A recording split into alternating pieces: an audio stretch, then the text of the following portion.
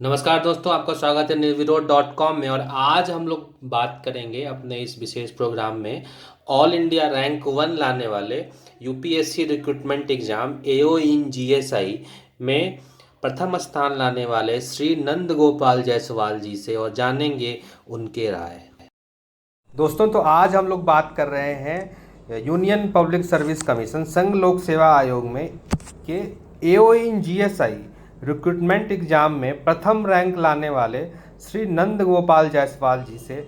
और जैसा कि आप लोग सब जानते हैं कि इस यूपीएससी की किसी भी परीक्षा में प्रथम रैंक लाने के लिए धैर्य, साहस, अनुभव और पता नहीं लक, कठिन मेहनत, समर्पण सबकी आवश्यकता होती है। सर, बहुत बहुत धन्यवाद आपको इस सफलता के लिए।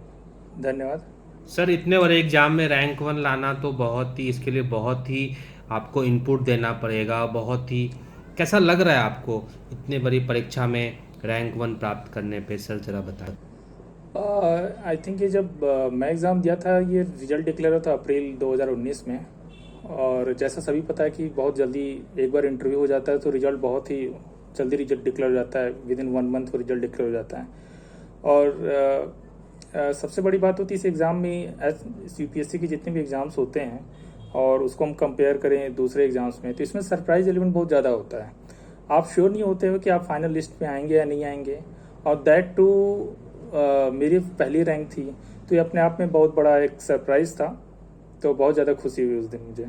सर, तो जैसे अभी हाल में ही एडवर्टीजमेंट आया था एओईएन जीएसआई का, और फिर से शायद इसका बहुत निकट ही एग्जाम होने वाला है, तो बहुत सारे हमारे जो अभ्यर्थी हैं वो ये जानना चाहते हैं कि इस परीक्षा के बारे में कि कैसे तैयारी की जाए, क्योंकि आज के दौर में जिस तरह से कंपटीशन इंक्रीज हो गया है और जिस तरह से प्रतियोगिता जो है, प्रतिस्पर्धा है, वो अपनी चरम सीमा पे है, तो ऐसे माहौल में यूपीएससी की तैयारी कैसे की जाए और किस प्रकार इसमें एक्सेल किया जाए स्पेसिफिकल रिटर्न एग्जामिनेशन के बारे में, इस पे आपका सर क्या कहना है?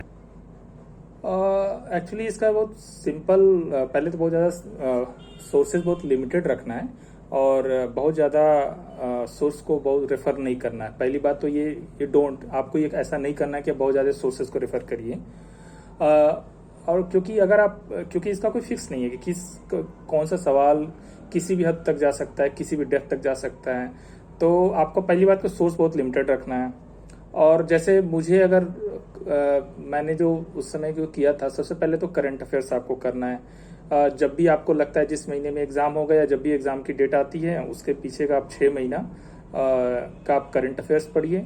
बहुत सारे पीडीएफ्स आपको अवेलेबल हैं ऑनलाइन, कोई भी आप कर लीजिए। और बहुत ज़्यादा डेप्थ में जानने की ज़रूरत नहीं है, 1 लाइनर 2 लाइनर वाले करंट अफेयर्स पढ़ने हैं। और जैसे जस्ट लाइक अगर आपको एक सोर्स रेफ़र करना है, वैसे जीके टुडे है, आप उस जीके टुडे को रेफ़र कर सकते हैं।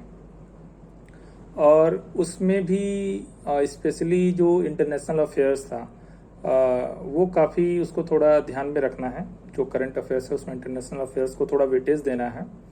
तो ये तो आपका एक करंट अफेयर्स रहा जो काफ़ी उसका वेटेज है। इंग्लिश है, ऑब्वियसली इंग्लिश है, जो नॉर्मली जो एग्ज़ाम्स में पूछे जाते हैं, तो आपको कई लोग का पहले से प्रिपेयर्ड होगा, उसमें ज़्यादा आपको करना नहीं कुछ। बाकी जो पॉलिटी सेक्शन है, हाँ, पॉलिटी सेक्शन से सवाल पूछे जाते हैं, ना बहुत ज़्यादा टफ पूछे जाते हैं, ना बहुत ज़्यादा इजी पूछे जाते हैं। और जैसा अगर कोई कॉम्पिटिटिव एग्जाम्स लोग अगर अपियर हो रहे हैं, तो लोग मैक्सिमम पॉलिटी के लिए लक्ष्मीकांत रेफर करते हैं। आई थिंक वो सफिशियंट है, वो उससे ज़्यादा करने की ज़रूरत नहीं है। कुछ ऐसे स्पेसिफिक एरियाज है जहाँ पर आपको फोकस करने की जरूरत, मतलब अगर आपको, क्योंकि ऐसे पॉलिटी बहुत वाइड है, तो आपको पॉलिटी एंड टू एंड तो आप कर नहीं सकते, ना उतनी ज़रूरत है। कुछ स्पेसिफिक एरियाज हैं जो स्टार्टिंग के जो चैप्टर से एग्जीक्यूटिव हुआ, आपका लेजिस्लेचर हुआ, सेंटर और स्टेट लेवल पे जुडिशरी हुआ, पंचायती राज सिस्टम हुआ, और भी जो है, तो जो इम्पोर्टेंट जो आपके जो टॉपिक्स हैं, तो पॉलिटी पूछा, करंट अफेयर्स हो गया, इंग्लिश हो गया आपका। बाकी क्वांट आपसे पूछा जाता है, साइंस एंड टेक भी पूछा जाता है। साइंस टेक के लिए आप जो है एनसीईआरटी को आप रेफ़र कर सकते हैं। कंप्यूटर्स भी पूछा जाता है इसमें। तो हाँ, एक जो पोर्शन है जो इसमें जिसमें बहुत ही कॉशियस होके करना है, जैसे इसमें आपके जो इंडस्ट्रियल रिलेशंस होते हैं, जो भी आपके जो लेजिस्लेचर्स जो बेयर एक्ट्स हैं, जैसे इंडस्ट्रियल डिस्प्यूट्स एक्ट हैं, तो इसी तरीके से जो सोशल अभी तो आपको पता होगा कि अभी लेबर कोड्स आए, 4 नए लेबर कोड्स आए हैं। तो आई थिंक अगर उसे पिक करना होगा तो 4 लेबर कोड को अगर पिक कर सकता है कि कौन सा एक्ट जो है, कौन सा लेबर कोड में कितने सारे एक्ट्स को मर्ज किया गया है। तो अगर वो करना चाहे तो पूछ सकते हैं, और नहीं तो फिर वो जैसा आप पहले पूछते हैं वैसा भी पूछ सकते हैं। तो ऐसा करना है। बाकी और भी जो जैसे कि उसमें मैं मेंशन है कि पर्सनल मैनेजमेंट है, तो उस केस में आई विल नॉट सजेस्ट कि ठीक है टाइम मिलता है, पहले तो जितना मैंने बताया पहले आप उसको कर लीजिए। उसके बाद भी अगर आपके पास टाइम बचता है तो आपको सिलेक्टिव स्टडी करके उसको करनी है। और उसमें भी सिलेक्टिव स्टडी कैसे करनी है, क्योंकि एओ के exams not just in GSI में होता है, एओ का एग्जाम आपको डीआरडीओ में भी होता है, बॉर्डर रोड ऑर्गेनाइजेशन में भी होता है, हमारे ऑर्गेनाइजेशन में भी होता है, और भी 2-3 कई संस्थाएं हैं जहाँ पे एओ का एग्जाम्स यूपीएससी कंडक्ट कराती है। आपको क्या करना है कि जो रिसेंट के जो भी एग्जाम्स हुए हैं आप उसको डाउनलोड करिए, यूपीएससी की वेबसाइट पर आपको मिल जाएगा, और उसका थोड़ा पैटर्न को देखिए कि अगर आप उसी को एक क्वेश्चन बैंक मान के भी आप करेंगे और उसी के आसपास जो थ्योरीज या जो थ्योरी पूछा गया है उसी के इर्द गिर्द आप उसको पढ़ेंगे और थोड़ा बहुत और भी जो सिलेक्टिव स्टडी आप करेंगे, तो I think that will be sufficient. उसको मैं इसलिए बहुत ज़्यादा वेटेज नहीं देता, क्योंकि आप अगर आपका एमबीए ही आपने किया हुआ है तब तो बात अलग है, आपके लिए ईजी है। और जिनका बैकग्राउंड वो नहीं है, ठीक है, जिन्होंने वो एचआर नहीं पढ़ा हुआ, एमबीए एचआर नहीं किया हुआ है, या जो इंडस्ट्रियल जो लॉज हैं वो नहीं पढ़ाई किया हुआ उन्होंने, तो उनके लिए बहुत ही डेप्थ तक जाना और थोड़ा मेरे लिए वो सही नहीं है। रीजन बिंग कि आप 100% श्योर भी तो नहीं है कि आपको एग्जाम दे रहे हैं आपको इसी एग्जाम में होगा। हाँ, लेकिन ये श्योर है कि अगर आप किसी एग्जाम की तैयारी कर रहे हैं, एक पर्टिकुलर एग्जाम की तैयारी कर रहे हैं, लेट से आप जीएसआई में की तैयारी कर रहे हैं, एक पैटर्न को आप फॉलो कर रहे हैं, अगर उसमें होता है वेल एंड गुड, नहीं होता है तो डेफिनेटली आपका दूसरे एग्जाम्स में जो इससे मिलता जुलता जो एग्जाम्स हैं तो उसमें आपका हो जाएगा। सर बहुत सारे अभ्यर्थी ऐसे हैं जिनका जो बैकग्राउंड है एजुकेशन का, वो उतने अच्छे कॉलेज से उन्होंने पढ़ाई नहीं की है, या उतने अच्छे उनके मार्क्स नहीं रहे हैं 10th में 12th में ग्रेजुएशन में, या वर्क एक्सपीरियंस को लेकर उनके मन में कुछ डाउट है। तो सर आपका कैसा रहा आपका इंटरव्यू का एक्सपीरियंस इस चीज़ को लेकर, उसके बारे में सर थोड़ा हमें बताइए। सबसे पहली बात यह कि अगर कोई बहुत अच्छे कॉलेज से पढ़ाई नहीं किया या उसके बाद बहुत बड़ी डिग्री नहीं है, मार्क्स बहुत अच्छे नहीं हैं, तो मेरा जो पर्सनल एक्सपीरियंस रहा है उसका कुछ बहुत ज़्यादा खास फर्क आप पर नहीं पड़ेगा। रादर देन अगर आपने बहुत अच्छे कॉलेज से पढ़ाई की है तो उनकी एक्सपेक्टेशन भी सामने वाले की बढ़ जाती है, और अल्टीमेटली एम ये करता है कि जैसे लेट से आपने जो भी अगर आप पढ़ाई, आप ऑब्वियसली इसमें अगर आप इस एग्जाम्स के लिए आप कर रहे हैं तो आप वर्किंग होंगे, तो उससे जैसे मैं जब दिया था तो मेरा जो पिछला ऑर्गेनाइजेशन था वो बैंकिंग सेक्टर से रिलेटेड था, बैंकिंग एंड फिनेंस से रिलेटेड था। तो उन्होंने बैंकिंग एंड फिनेंस से जो भी आसपास जो इश्यूज चल रहे थे, ठीक है, उस समय फॉरेक्स का इशू चल रहा था कि आरबीआई को कितना रखना चाहिए अपने पास जो है एक्सचेंज रिजर्व, और बाकी कितना डिविडेंड ट्रांसफर करना चाहिए। तो ये सब उसमें इश्यूज जो है न्यूज़ में चल रहे थे, और सिंस कि वो मेरे जो पिछले ऑर्गेनाइजेशन जो बैंकिंग एंड फिनेंस से रिलेटेड था उसी से जुड़ा हुआ था, तो उन्होंने पूछा। तो मेरा कहने का मतलब यही है कि अगर आप जिस भी ऑर्गेनाइजेशन में आप काम कर रहे हैं तो सबसे पहले आप देखिए कि पिछले 1-2-3 महीने में अगर कोई कुछ ऐसा इश्यू चल रहा है, कोई कंट्रोवर्सी चल रही है, तो आप उस पर अपने आप को वेल प्रिपेयर्ड रखें, और आपको अपना एक बैलेंस व्यू देखना है। क्योंकि इस वाले जो सिचुएशन मेरे से जो पर्टिकुलर जहाँ से शुरुआत हुई थी उसमें क्या थी कि आरबीआई भी था, गवर्नमेंट भी था, so obviously I have to very careful, ठीक है, और मुझे बहुत बैलेंस करके रखना था। एक साइड आरबीआई, एक साइड गवर्नमेंट था, तो ऐसे भी आपको, तो एक चीज ये हुआ। दूसरा, आपने जो क्या काम किया, जिस ऑर्गेनाइजेशन में आप क्या काम करते हैं उससे जुड़ा हुआ चीज पूछेगा।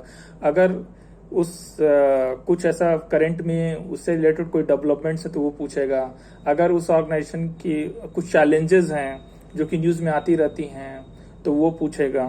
तो मोटा मोटी आपका जो है जिस ऑर्गेनाइजेशन है, जिस फील्ड में आप काम कर रहे हैं उसी से पूछेगा। क्या आपने डिग्री लिया क्या है वो उतना ज़्यादा मेरे हिसाब से मैटर नहीं करता।